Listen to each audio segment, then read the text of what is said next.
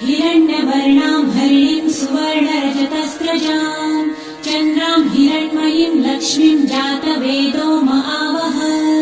ताम आवह जातवेदो लक्ष्मीमनपगामिनीं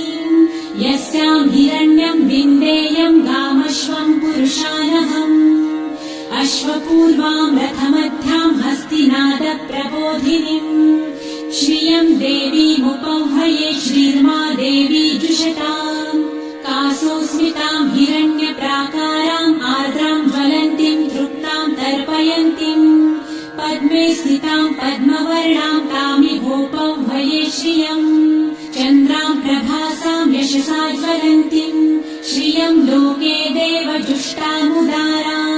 तां पद्मिनीं शरणमहं प्रपद्ये लक्ष्मीर्मे नश्यतां त्वां वृणे।